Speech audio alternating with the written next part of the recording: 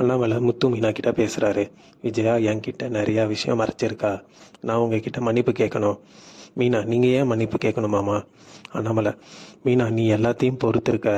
முத்து, நீ யார்கிட்டையும் மன்னிப்பு கேட்கக்கூடாதுப்பா. மீனா, நீங்கள் அவங்கக்கிட்ட பேசாமல் இருக்க வேண்டாம். அண்ணாமலை, அவளுக்கு எவ்வளவோ வாய்ப்பு கொடுத்தேன். விஜயா வீட்டுக்கு வராங்க, அண்ணாமலை சொன்னதை கேட்குறாங்க. அண்ணாமலை, எனக்கு அவகிட்ட பேச பிடிக்கல. விஜயா மீனா கிச்சனில். விஜயா, ரொம்ப சந்தோஷமாக இருக்க, அதான் பூரி பண்ணுறல, அவரை பேச விடாமல் பண்ணிட்டல, எனக்கு ஒன்றும் வேண்டாம். ஆளில் மீனா ரோஹிணி மனோஜையும் சாப்பிட கூப்பிட்றாங்க. ரோஹிணி, முத்து காசு பணம் கொடுக்காம சாப்பிட்றோன்னு கிண்டல் பண்ணுவார், வா வெளியே சாப்பிட்டுக்கலான்னு மனோஜ் கிட்ட சொல்கிறாங்க. மனோஜ் எதுக்கு தேவையில்லாமல் செலவு பண்ணிவிட்டு வா இங்கேயே சாப்பிட்டுக்கலாம் அப்படின்னு சொல்லிடுறாரு.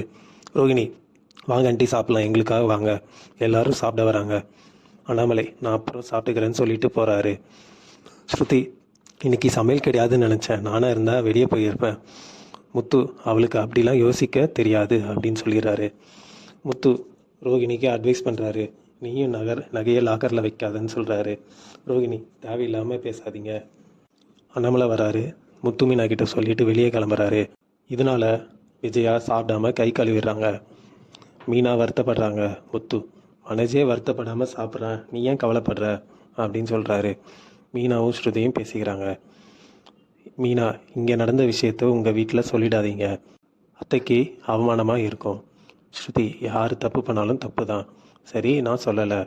ரோஹிணி, மனோஜ் ஏன் டல்லாக இருக்க?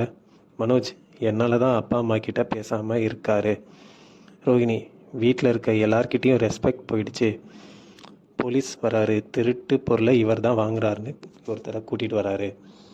நான் பொருளை தர ரெடி, எனக்கு நான் கொடுத்த காசு வேணும்.